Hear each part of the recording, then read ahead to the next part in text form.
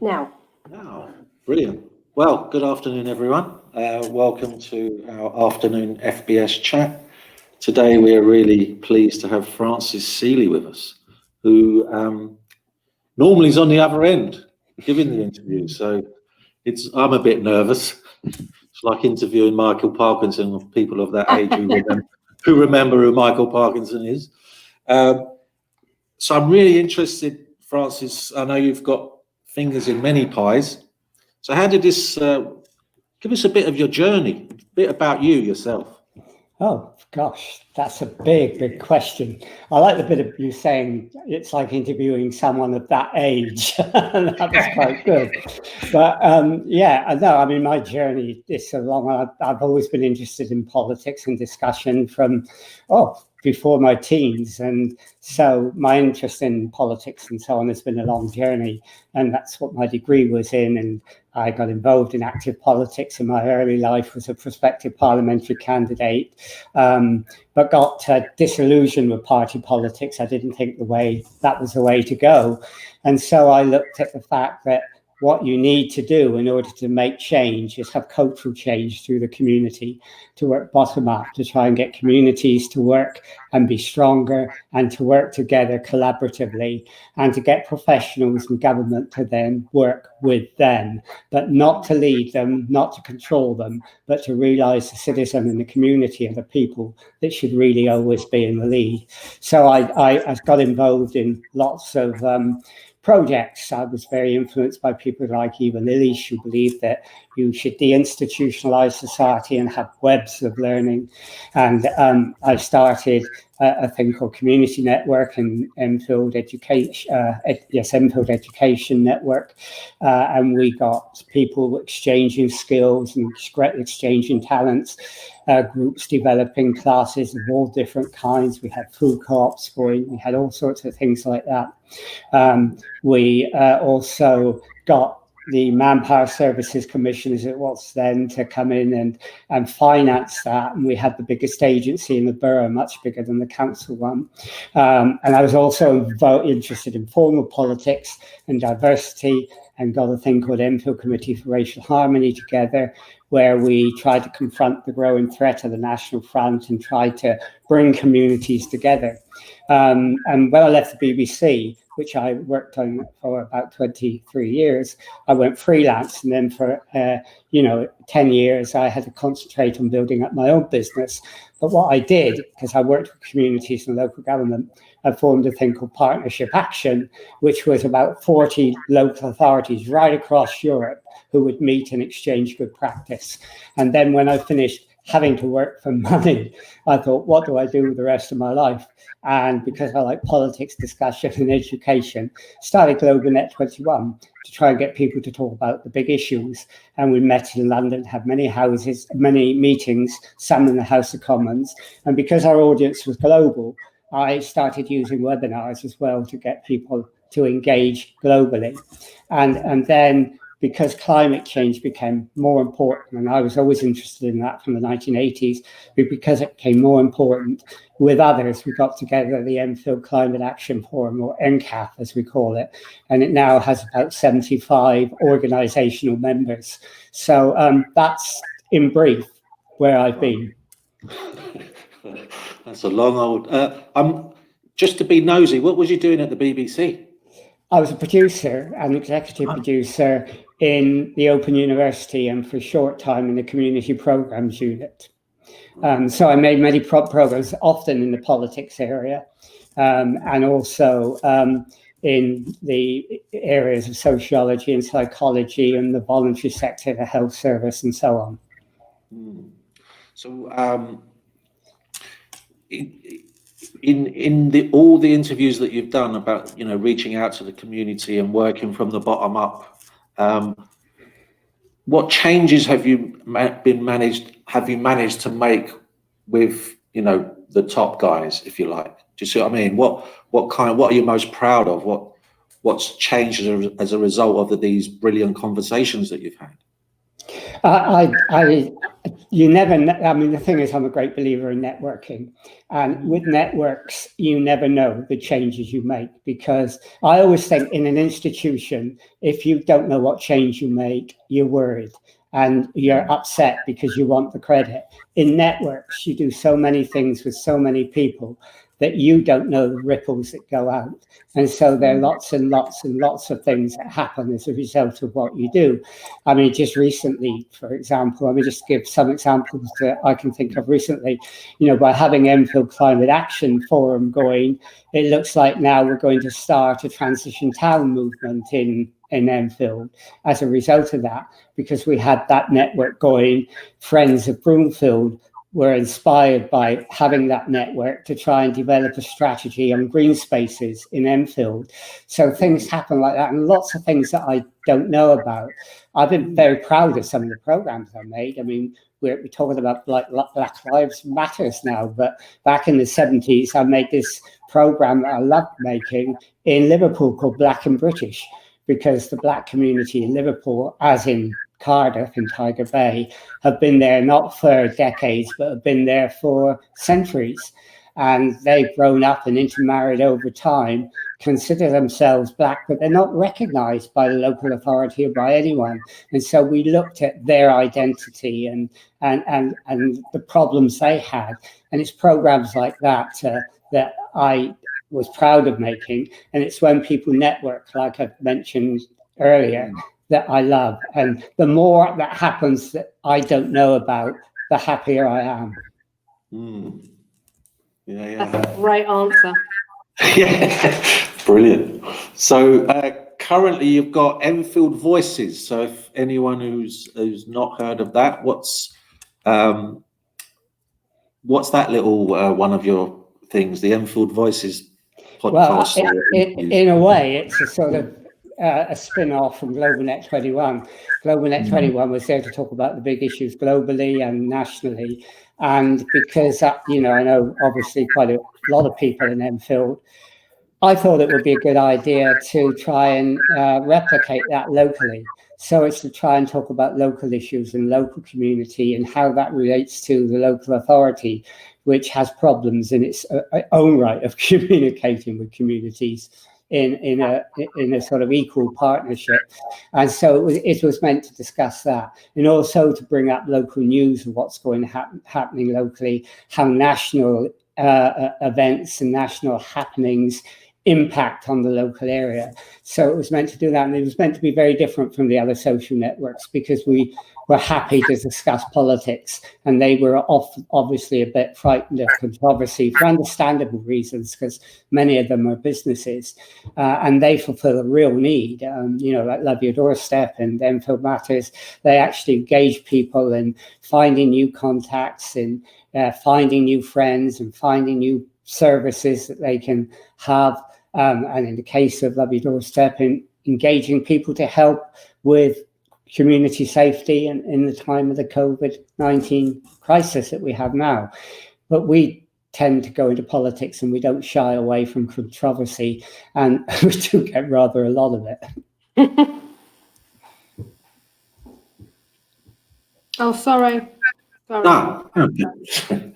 And you mentioned earlier, as before we came on air, conversations across borders. Well, yeah, I mean, one of the people I was working with was this guy in Germany, and he had a friend who he said that I ought to talk to, and we talked together. And her name's Marina Finetto, and she runs a site and a group called Traces Dreams, with a lot of people are doing some great things across the globe and are good at storytelling about what they do. And she suggested that because I do a lot of things, that we do some things together which are on global issues. And so we got together and we do some global issues. So we did one on biodiversity, for example, where she was there in Sweden, I was here, and we interviewed a guy in Russia. We interviewed the great niece of Dag Hammarskjöld, who was the one of the most popular, well-known General Secretaries of the United Nations, and talking about his work. So, you know, doing that sort of thing and looking across borders and what's happening is really great. The one I did about 3 weeks ago with Jasmine Saunders, who runs a site and an organization called Our Climate, which is looking at how people of color are adversely affected by climate change and what can be done about it, particularly in America, but globally as well. So it's those sort of issues that we cover when we do the conversations across borders. And the topic ranges that you discuss seem vast, like very varied. Yeah, they are. Which means I have to be a jack of all trades and a master of none. So and I like that. I like doing interviews about things I know nothing about. It's great. Yeah, it's great having that curiosity. So, who would you have loved to interview, but you haven't yet? I don't have anyone in my list that I would love to have interviewed. I really don't. I mean, if I'm just interested in ideas, and what excites me more is not the person, but it's the idea. And if I can find a person who can talk about the idea, it's great. So I was mentioning before we came on air, a lady called Hilary Cottam, who's written a book called Radical Help and is doing things like you're doing. She thinks, for example, that our institutionalized way of delivering services is just not working. She quotes a person that, who was economically marginalized, and they had 73 professional people visiting her from 24 departments and costing £250,000. And it's 100,000 people like that costing £250,000 each, and they don't solve their problems. They try to contain it, but they don't solve it. They don't get them jobs. They don't find new relationships. They don't solve the loneliness. They just contain their problem. So she tried to create what she calls the welfare relationship model, which is focused, based upon a focused solution, where she gets one person going in, creating a relationship with that person, and delivering a much more productive outcome that you could have done through the professionals and at a cheaper cost. It's people like that who have ideas like that I would like to interview. Kate Allworth has done a book on donut economics, which looks about economics in the age of sustainability. That's good. Cormac Russell, who I interviewed the other day, who's done things on asset-based community development, and he's written a book on rekindling democracy. His ideas are fantastic. And I've interviewed him, but it's people like that who I find interesting because they've got new ideas how to create a society that is bottom-up and community-based. You unmuted me? She keeps muting me, Francis. So, yeah, I mean, we've kind of... We're changing the way we work in terms of people are waiting too long for a service. And I think it's this terrible thing where waiting lists can get you funding. But there's people waiting to get help. So maybe that's something we need to maybe start looking at as young people through this time of not being able to get the support in a timely manner. So yeah, when you was talking about those 24 different services, it kind of rings a bell with some of the families that we work with. It's become like a bit of a conveyor belt, unfortunately. So yeah, there's still a lot for you to do. So what's coming up? What's in the pipeline? Well, we're interviewing Claire De Silva this week, who is a local councillor here, and is very concerned about women in politics having equal rights, women in business having access to the boardroom, and also having the right conditions in which they can work properly. I think we're going to do a webinar on cycling in the Turkish Cypriot community. So it shows we do things that are all over the place, and they're wide and they're varied. We have one with a woman who is trying to set up global conversations like we are, and how she's going to do it. We're going to look at how someone is trying to get businesses to work towards social justice. And we've got the community called React in Edmonton, in one of the most deprived areas. They're going to do a webinar with us. We tried to do one before, but her connection was so bad we had to abort it. But we managed to get a couple of questions in, and she's really interesting. So we're hoping to, do that as well. We're going to do a webinar with the Campaign for the Protection of Rural England, and that lady also runs a Healthy Street scorecard where they do an investigation of many places, and particularly the London boroughs, to see which has the healthiest streets. So those are some of the ones coming up. Jeez. I know, he's a one-stop shop. It's mad, isn't it? It's so interesting because it's such tired. a wide. Well, yeah, you shouldn't say that, because you do interesting things as well. I went through your list. I mean, they're incredible. I mean, you do them often. You do them with great, insight, and your questions are good, and the speakers are good. You've got nothing. You're as good as anyone. Oh, Francis, pay you later.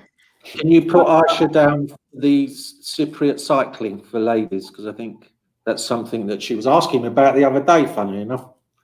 Aisha? Yeah, Aisha. Are you Turkish Cypriot? Yeah. All right, we'll have you down. Put that pen down, Francis. Yeah, you're down, yeah. I think it's absolutely interesting, and obviously I've been following Enfield Voices and Global Net for quite a long time. And it's fascinating stuff, honestly. And like you said, the range of information, the range of guests that you have on there is absolutely amazing. And I know that each and every person you have on there has something unique to offer the community. And I think that's the best bit. So how much do you think the community are actually benefiting from these conversations? Because you never know, like you said, until later on. But it's very difficult on social networks, and I mean Twitter's worst of all, but Facebook is bad. And one of the difficulties with trying to do something like Enfield Voices or any Facebook group is getting people to get engaged in a conversation that is positive. People love putting little quips on that are insulting and abusive, and you have to delete those very often, and some that you don't delete are still abrasive, and so what we try and do is get people to try and discuss an issue and to discuss it through, and we have people from across the political spectrum to who do that.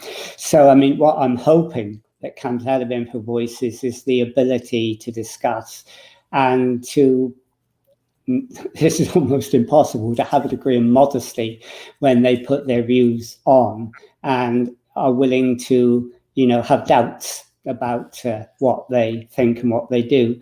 And social networks like Facebook are very difficult for people to express their doubts. But the most valuable thing that people can have is to doubt their own basic assumptions. There are too many people on Facebook and other social networks who wave their own ideological personal flag to extreme.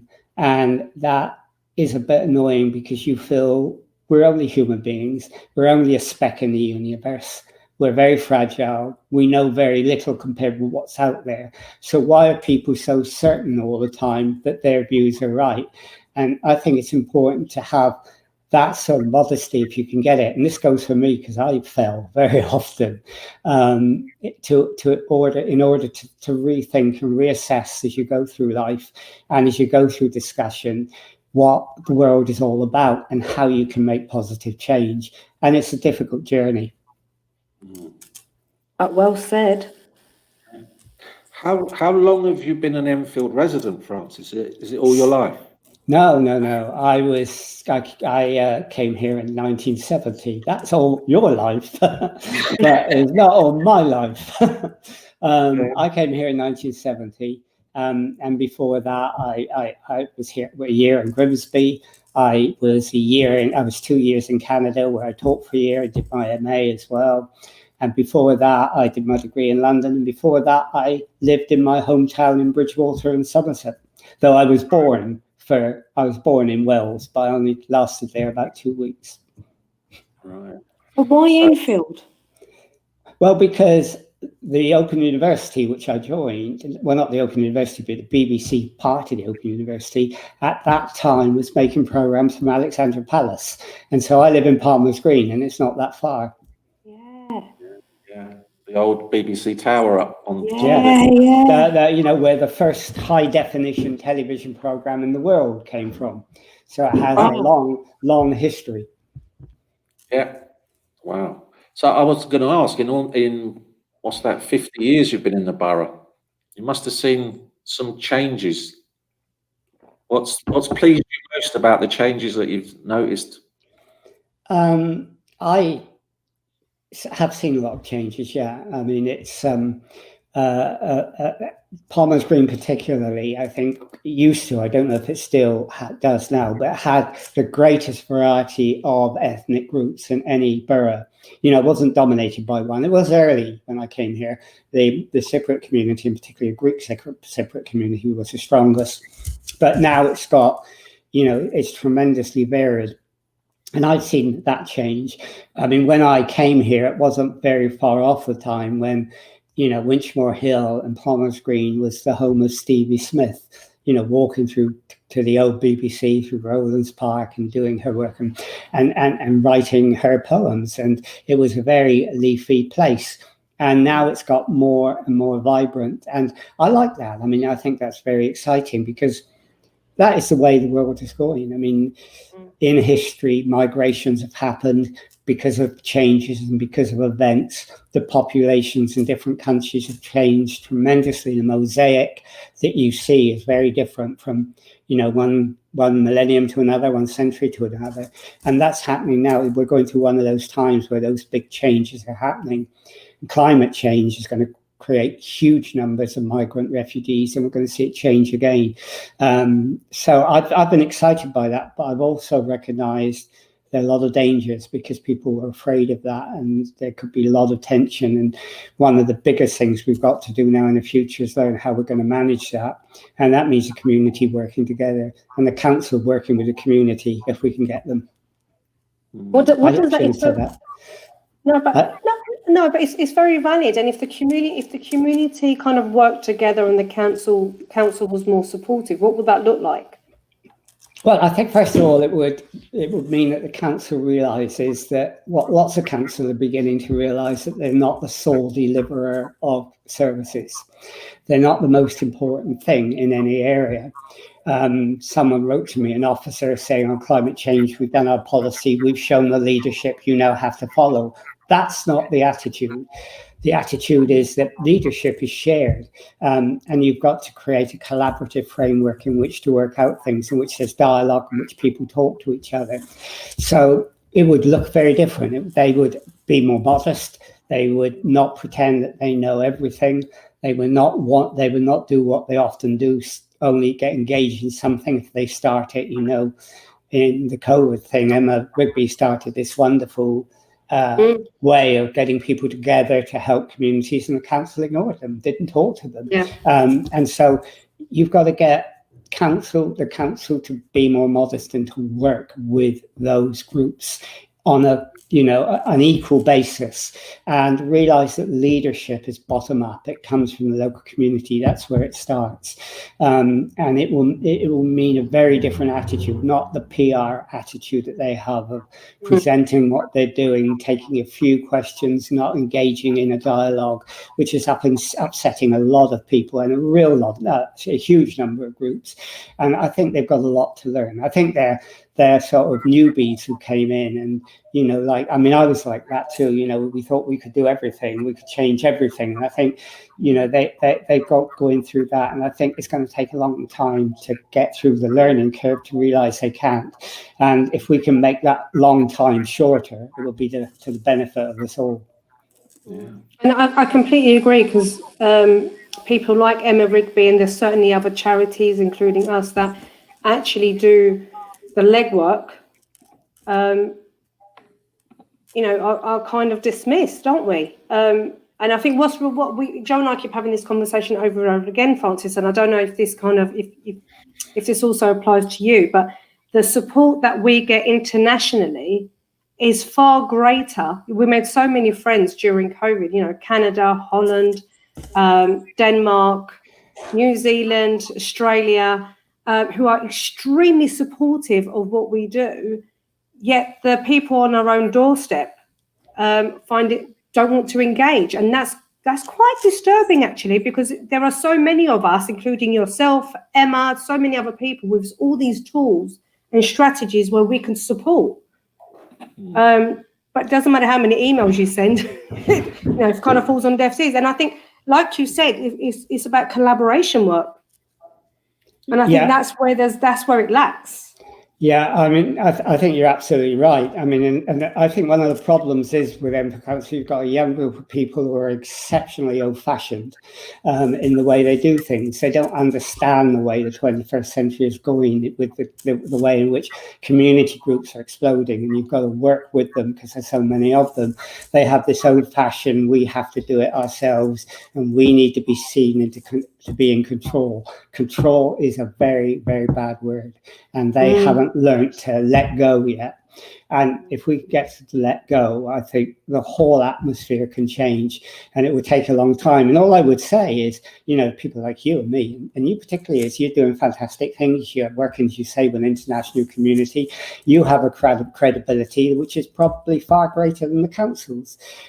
We've got an Enfield Climate Action Forum with 75 members, and if the council wants to work with us, great. If they don't, so what? We will still go on, and we will be more influential and working in development with the community than they are. It's up to them to come together with us and others, and if they don't, well, it's their own funeral. I think that's a real problem they have to face.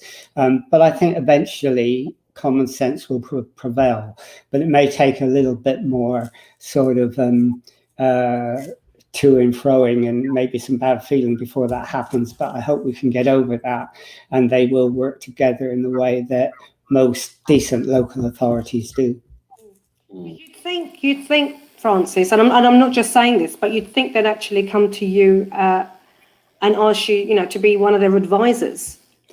With the wealth of experience that you have, with your connections within the local community and internationally, with all the support groups and everything else that you're doing, wouldn't that just make sense? Well, it does make sense, and I mean, not just to me, but to other people as well. Yeah. And to be honest, some of them do, but I don't think they dare openly say that they do it, because I think the leadership team wouldn't like it. They wouldn't like to be seen to be people to be working with someone that they can't control. But there are people, and they're very good councillors, both at a high position and also ordinary councillors, who are fantastic and who believe in working in this collaborative way, and believe in finding out the contacts that we've made. I mean, a couple of the webinars we've done, I know they've asked about them because they want to listen to them, and it's been influenced by Bambos Sharal ask about one of the webinars on community energy, because he wanted to learn more about community energy. Yeah. And when they do that, I think that's great. But I think there's some people who won't do that. They are so, shut up behind the bunker in their own world. They cannot understand what's happening out there. They don't want to understand what's happening out there. Ignorance is bliss.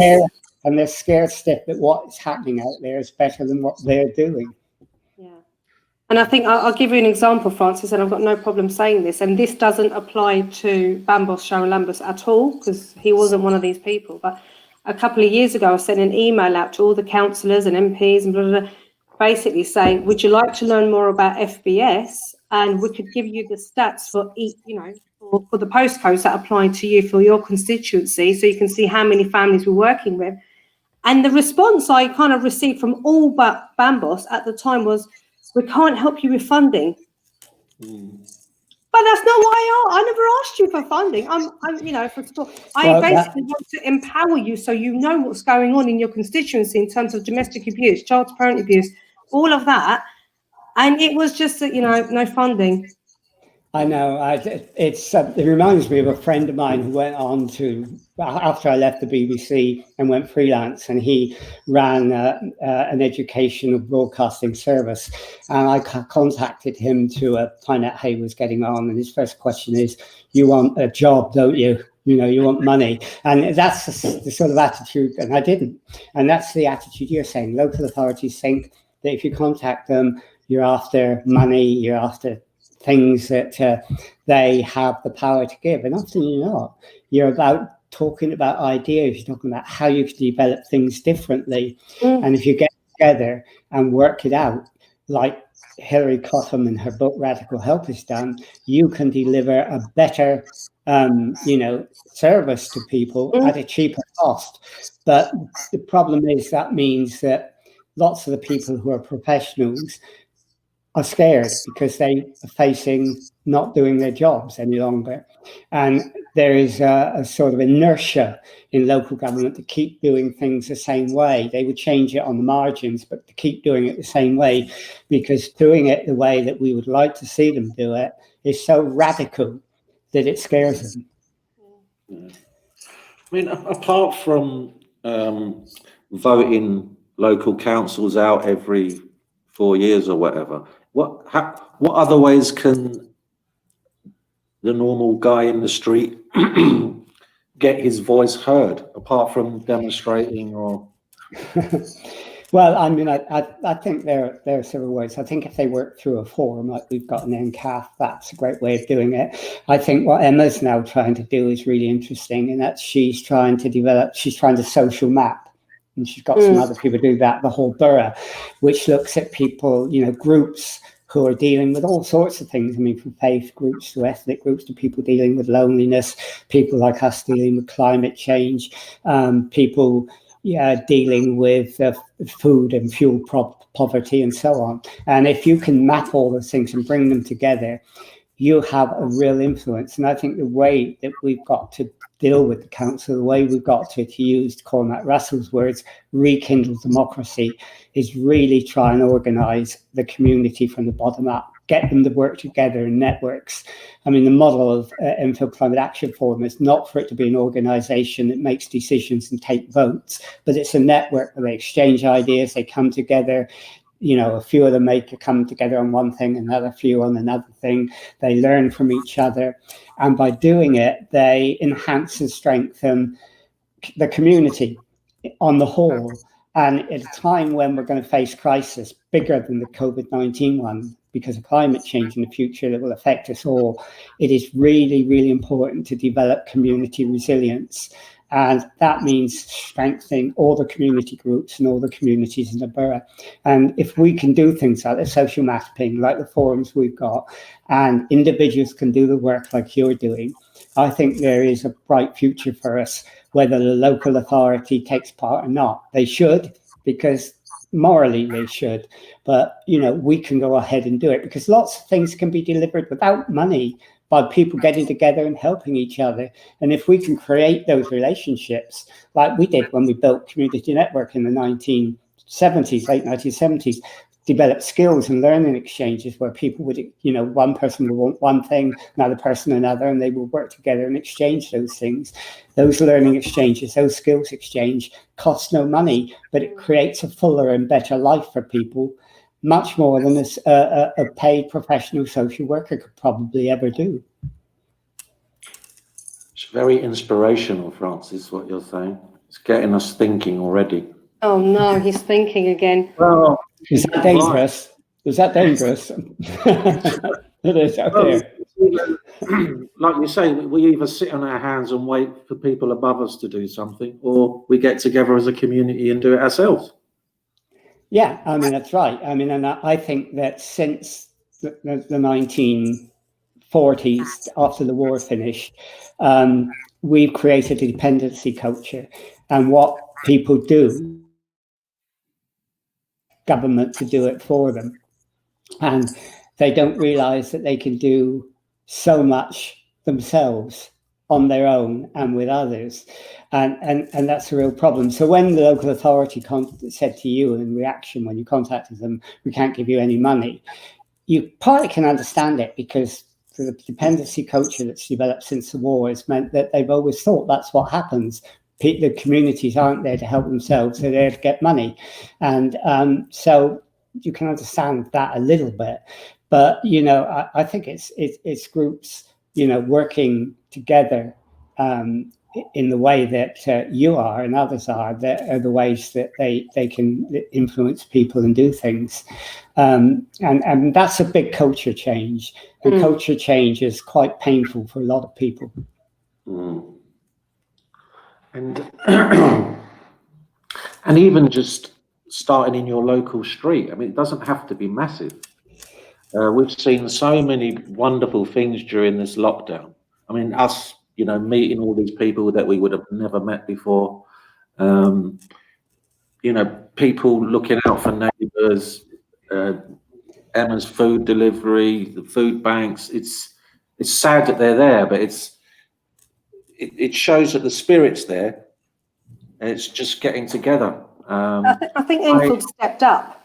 Enfield definitely stepped up. Yeah, I think and met the challenge. Yeah, I mean, the COVID was a real example. So many people wanted to help. You know, I mean, I must have had 7 or 8 lots of people contact me to say, can we get food for you? Because we were in lockdown. We were okay because we managed to get through and have deliveries from the supermarkets. But it amazed me how many people said that, even knocked on the window when I was doing one of these to say, can we help? You know, if you want to. And, you know, people did step up, and there's a wonderful community spirit if you can develop that further. And I mean, that's what Cormac was saying in the webinar we did with him and with Emma.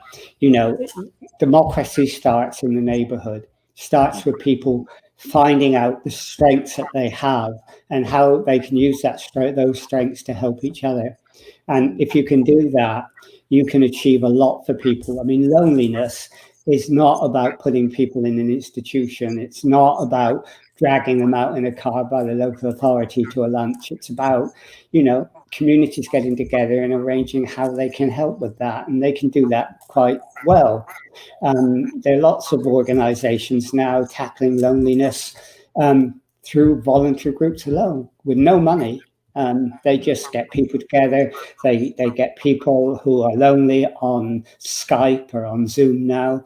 They arrange visits to them.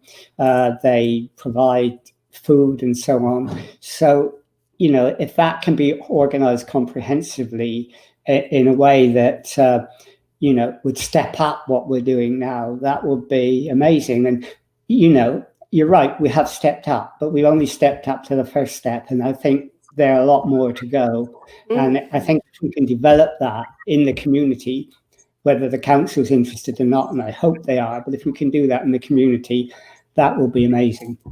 Yeah. And one of the other eye openers during lockdown is how much we took for granted people that, you know, generally before lockdown would have been seen as doing lowly kind of jobs. You know, even the delivery driver, the postman, obviously nurses and the National Health. So it's kind of, hopefully it's made us all stand back and appreciate what everyone does, regardless of their role and their jobs, because it's all supporting, isn't it? Yeah, it's leveled people out in many ways, but there's always a danger, and you've seen a few signs of it now, and you've seen it in some opinion polls, that people will revert back to their own way of doing things, and that we've got to try and somehow circumvent and try and show there are alternative ways of doing things in the way that it was done when the crisis first started. People, you know, are so tied up with the consumerist society, that to get them away from that is going to take a big effort, and to get them to be, convivial rather than consumerist will be the big task ahead of us. I want to know about your book that you kept hidden from everyone, or me anyway. Because it's so old now, and I wouldn't. It doesn't matter.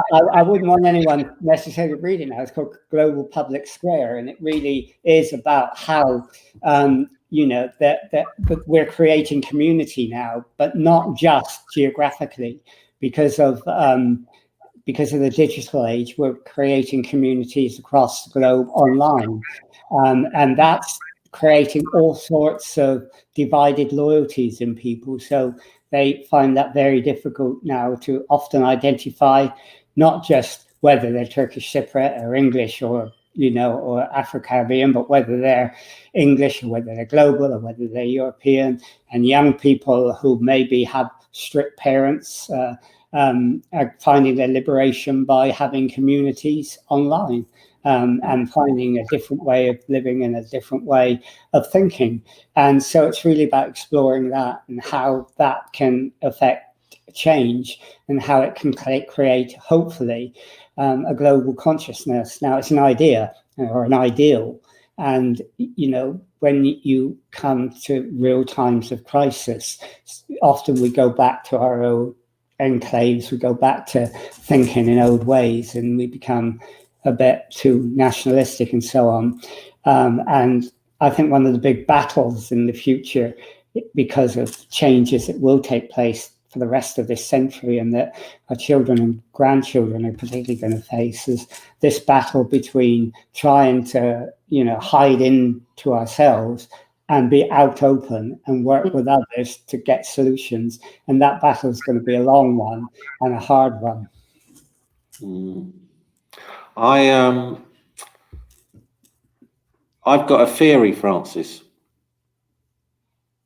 Do you want to hear what it is? I think I'm going to. It's called the garden fence theory, and this is how it goes. When I was, I'm going to sound like a right old codger back in the old days, but when I lived in my street in Dalston, terraced houses, we just had low walls, and we spoke to the neighbours, and neighbours spoke to the neighbour next to them, and I could see kids like 7 gardens down and say, "Come over, let's have a kickabout," or "I'll meet you outside."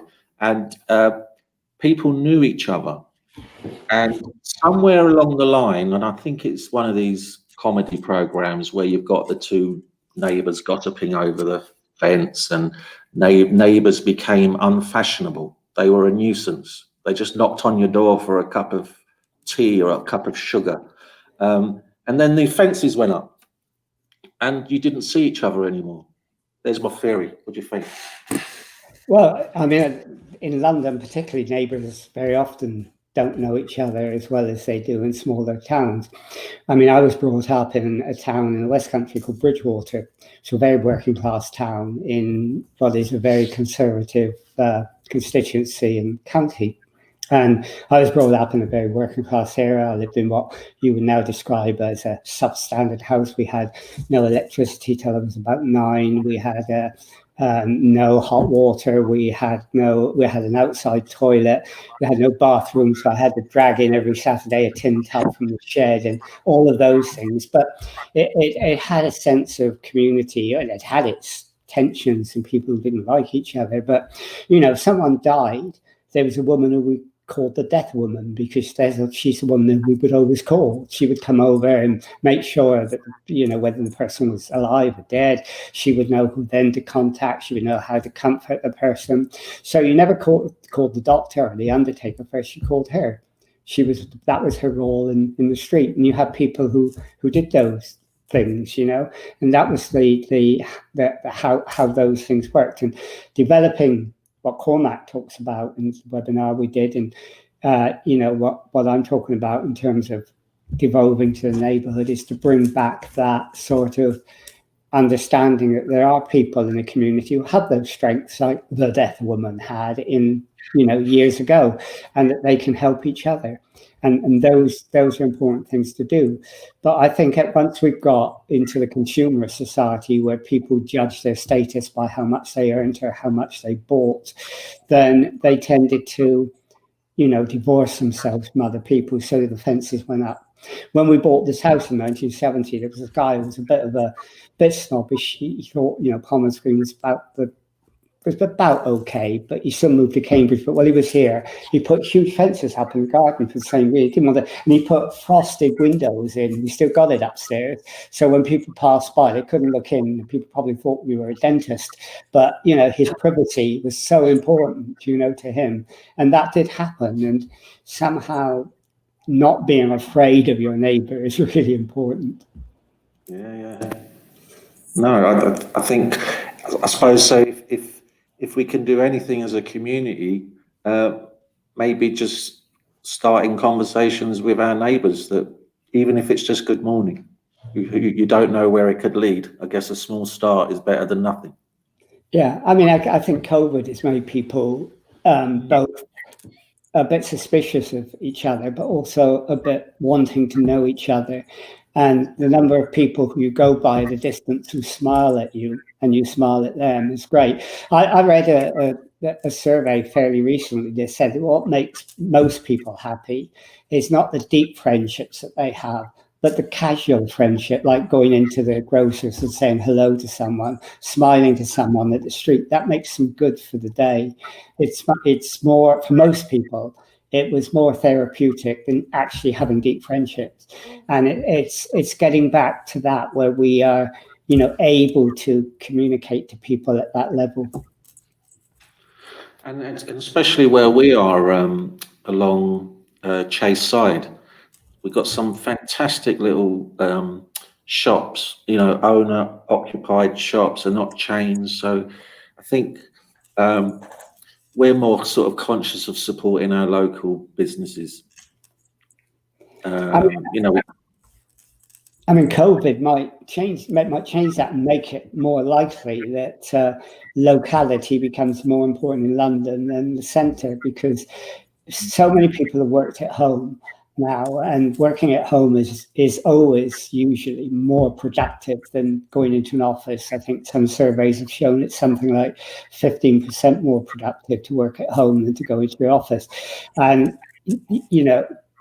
the commuter traffic into central London is so huge and so uncomfortable, and working at home has proved so successful that I think many people will work in hubs or they will work at home. There will be less people going into the centre of London. The centre of London might become more tolerable as a result of that. Who knows? So I think some of those things will happen, but we'll wait and see. It's hard to predict those things. And better for the climate. It would be better for the climate if we had less travel, and better streets. But there's a lot more to changing and tackling climate change than just that. But those are really, really important, Francis, what makes you tick? I don't know. Come on, Francis, it's just us. Reveal. I wish I could. No, I mean, what makes people what they are? Maybe things that happen in their childhood, maybe things that they don't know about, maybe, often, I was brought up by my grandmother and an auntie. It wasn't my real auntie, but that, brought up by them. So from an early age, all the decisions that were made really were mine. I made them. I mean, my grand auntie wouldn't have known, because I took the 11 plus in those days, what the 11 plus was. So, every decision from then on sort of was mine. So I think that's partly what made me tick, the need for to be independent and to continue to be independent. And so that is a major contributor, I think, to what makes me tick. And also because I was brought up as from 5 years old, I went to a Methodist church Sunday school, and I was very strong religious until I was 17, when I became an agnostic and have remained ever since. But between 15 and 17, I was actually a Methodist local preacher and used to preach from the pulpits of Somerset. And I think that, or that missionary thing that you had from being in a nonconformist church, although I'm no longer religious, still remains with me. I still have that need to want to change the world. So that combination of being independent and that psychological need to want to change the world are probably the two things that do make me tick. And we really do appreciate that. As a community, I'm sure I can speak on behalf of everybody that knows you.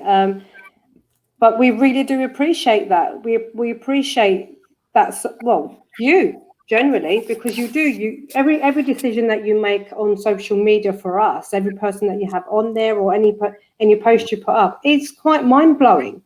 And it is about supporting and developing the community and bringing it together in unison. Well, you do the same, so that I'll pass the compliment back to you as well. But what you do, I think what I'm trying to say is there was a German philosopher called Hegel who wrote that next to our survival needs of food and shelter, what humans want most is recognition, and that really, I think, destroys people sometimes. They so crave recognition, and it's a human instinct. What I like and what I'd love to work towards, and I've not succeeded, but I really would like to work towards, is a Taoist view, the Taoist style Chinese religion, where they talk about leadership as being a leader who's not known. He gets things done, but no one knows he or she has done it. Someone does it, and they think they've done it, or someone else has done it, but they don't know, who the prime mover is. You can see the impact. Yeah, and they don't know who it is. And I think if you can, and I think that's what networks can do. You can start things, you don't know what they are, they don't know who's done it. And I think that's the important thing. And I think if we can all move towards that would be great. And you say I do great things, but lots and lots of people do great things in this and beyond. And globally, the people that I talk to and work with, I mean, there's scores and scores of people, many, many much better than me. And I think they add greatly to richness of life, as you do. Yeah, I think we're quite lucky, especially in this borough, to have so many charities, services, individuals, such as yourself, such as Emma, such as Joy, who really do give a damn about the community and working in collaboration, and that makes a huge difference. And I don't think any one of us, that was me, we did that. I think it is about that whole collaborative work and actually looking for outcomes. If it's benefiting the community, that's it. We're on the right track.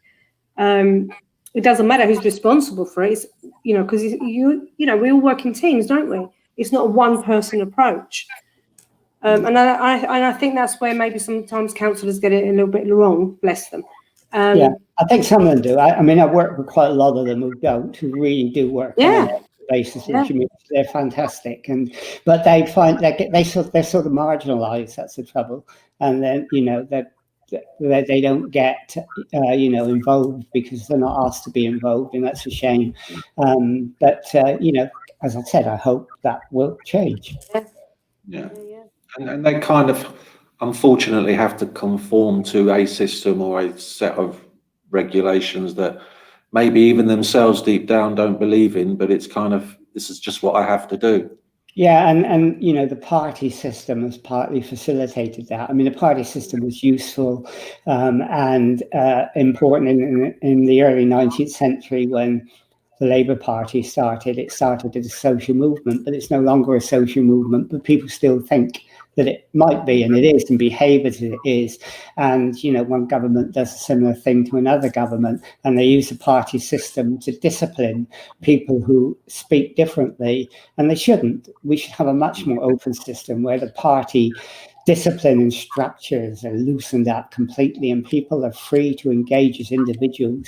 And the party system stops that. And the Labour Party in Enfield is particularly at the top level very bad at having that open system where people can be free to speak without fearing retribution.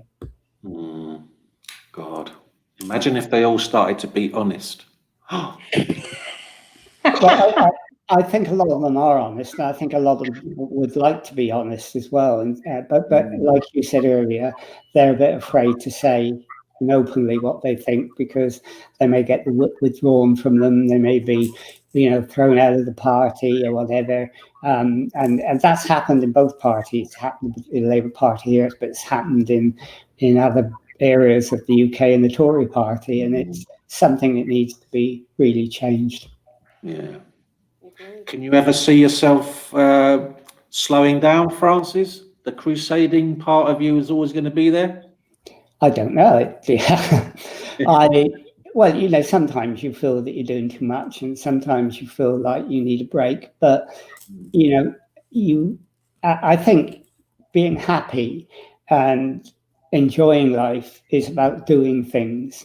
If you give up doing it, then everything's lost in a way, and you find that people die when they have lost their purpose earlier than they would normally. I've known people who've left the BBC whose life was the BBC in every way possible, being forced out because of redundancy or leaving because of retirement, and they died early because their raison d'etre went.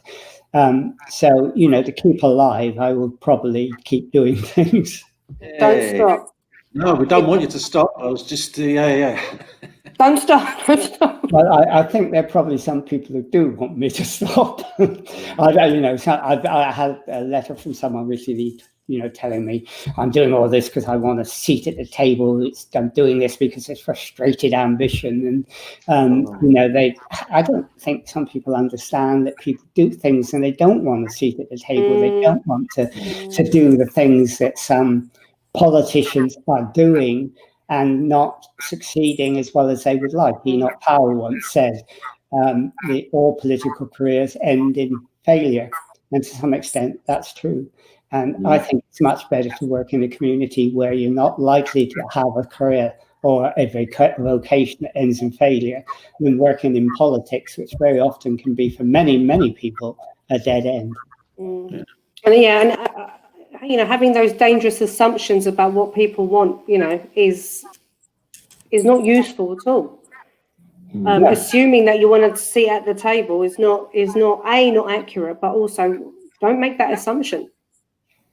Well, yeah, I think some people do, but maybe that's because they think in that way. They think that's how everyone should behave, and so if someone's not ascribing to the way they think that they should behave, they ascribe certain motives to them because they don't understand.